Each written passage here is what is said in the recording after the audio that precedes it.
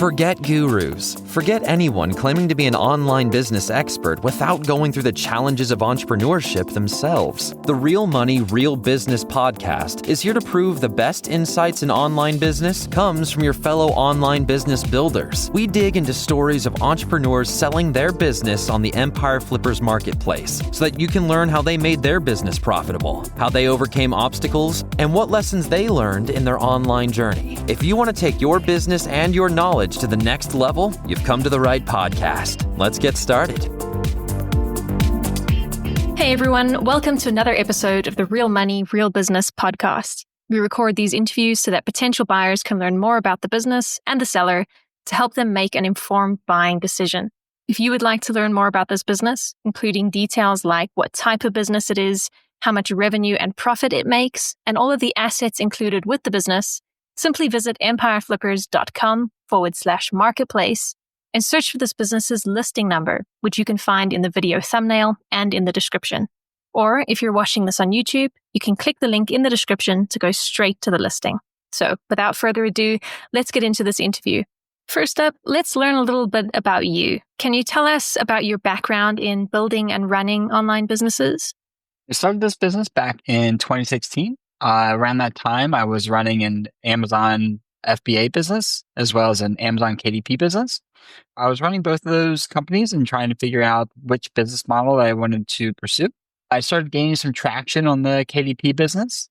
So I started to dive a little bit deeper into that business model.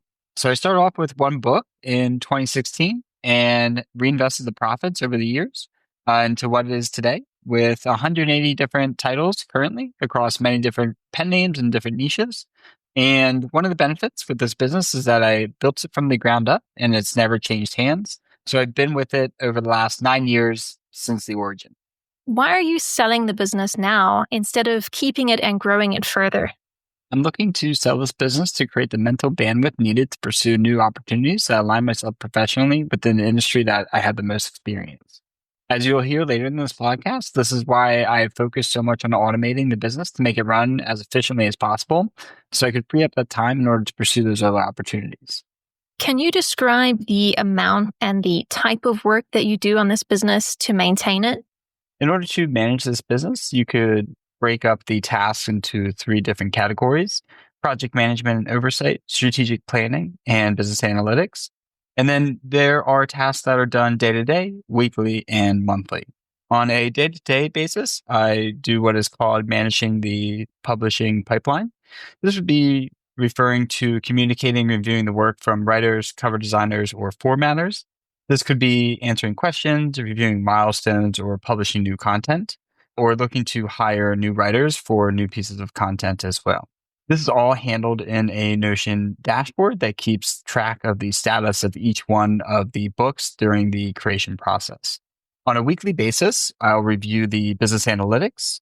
The back end of this business has a proprietary software that helps with compiling the sales and ad spend data, as well as other KPI information such as rank and competitor information as well, and brings this all together to allow you to view the core KPIs for the business as well as at the individual book level if necessary. And it will spit out automated recommendations as far as ad spend changes or tactical changes for individual books as well. And so I'll review this information on a weekly basis and react to the recommended strategies that are outlined. And then on a monthly basis, I'll determine the list of books in order to plan the next projects going forward for writers or looking for new writers. All of this really depends on how much production content the new owner wants to work on. So in order to maintain the business without hiring any new writers, you probably only really need to spend about an hour a week. And then you could pull a lever with how much work that you want to contribute to this, with how much content that you want to publish on a weekly basis. And then that could take anywhere between 5 to 10 to 15 hours, depending how many writers that you have. At any given time, I've had as many as 20 writers working for me. And I feel that amount of work, I was probably spending anywhere between 5 to 10 hours per week. So if you were to keep this business, what are some of the ways you would try to grow it? If I were to continue building this business, there are a few areas that I would focus on for expansion. One would be continue to expand the publishing catalog or the book catalog. So continue to publish books in existing successful categories to not dominate those niches. And then I utilize the 300 profitable book ideas I've vetted in the past for expanding that catalog. So a lot of those book ideas already exist in a database that you could leverage in order to turn those into profitable new product ideas. Additionally, I would expand the advertising into international markets. Right now, advertising is only done in the US, but there's now capabilities to expand that advertising into more of the international markets. And the two other biggest markets that drive revenue are the UK and Canada. So you could focus in those areas for expanding additional advertising. Third, I'd monetize through related products and services. So you could think of these books as lead magnets to drive sales for physical or digital products. So they're profitable on their own, but if you wanted to, you could leverage them for a lead magnet and then drive an upsell to sell those physical or digital products that would take that customer on that journey for the subject matter that they are particularly interested in. And then lastly, for someone who might be technically savvy, you could develop a SaaS business from the proprietary software that's drives the backend. So this business operates on a very automated basis. This backend integrates a lot of multiple different processes from the advertising to the sales to rank data to market competitor data.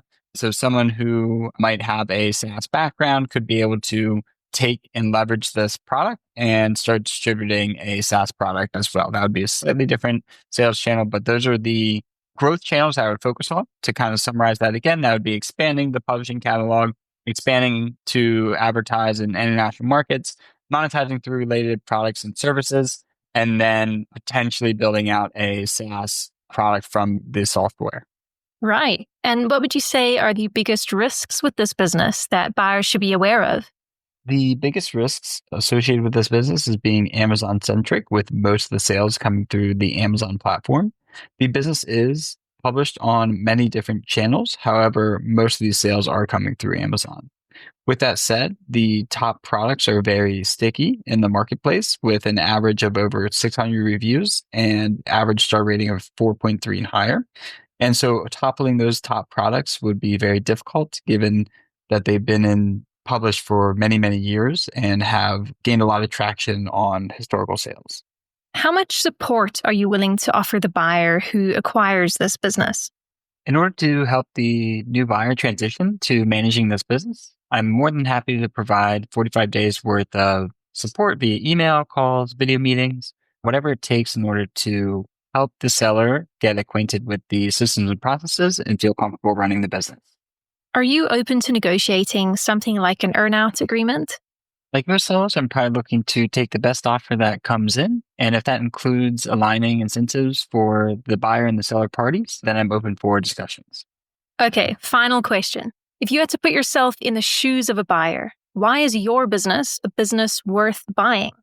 I feel that this business is worth buying for a couple different buyer profiles. The first buyer profile that I will cover is the first-time buyer. So this would be somebody who hasn't started a business yet, but is looking to get their feet wet with starting a business or buying and acquiring a business for the first time. I believe this is a great fit for them because it's a high margin business and there's little to no work involved in the production process. A lot of these systems and processes are already built and you can just follow along with the outlined system and process. And you already have recurring cash flows and profits to leverage to how you choose to scale the business. So it will be very easy for a first-time buyer in order to get their feet wet with a new business for the first time. The second buyer profile would be an experienced buyer looking to add this to their profile. So this would be a good portfolio business because it is highly automated and there's little to no work involved on managing this business. And again, the systems and processes are already there and outlined that they could be easily handed off to a manager to handle this business as part of the portfolio. The third business profile would be someone who has similar existing business models. So if you're already running a KDP business, the thing that would be very great about buying this business is the back-end proprietary software that I built. This will allow you to compile all of the sales and ad spend of your existing KDP businesses in one centralized location. And it'll also spit out recommendations on actions to take on your ad spend campaigns or your individual books that will help you create a more profitable business for all your KDP accounts. This is also beneficial for a buyer who has adjacent business models. So you could use the current books in order to start scaling or leveraging eyeballs to drive to your existing business. So if you have similar content that is on the back end of these books, you could sell to those people through the books and then upsell them on the back end for that additional content. And lastly, for a tech-savvy buyer, someone could take the back-end software and leverage that to build a SaaS tool within the industry. So overall, I think there's 5 different profiles this would be beneficial to. Again, just to repeat those, there would be the buyer for the first time, the individual buyer who's looking to add this to their portfolio, someone who already has existing KDP businesses, anyone who has adjacent business models, and anyone who's a tech-savvy buyer as well. All right, everyone. Thanks for listening. To learn more and see if this business is still for sale, head over to empireflippers.com/marketplace and search for this business listing number, which you can find in the video thumbnail and description. Or if you're watching this on YouTube, click the link in the description to go straight to the listing. Once you've unlocked this listing, you'll find everything you need to know about this business. So, thanks for joining us. See you next time.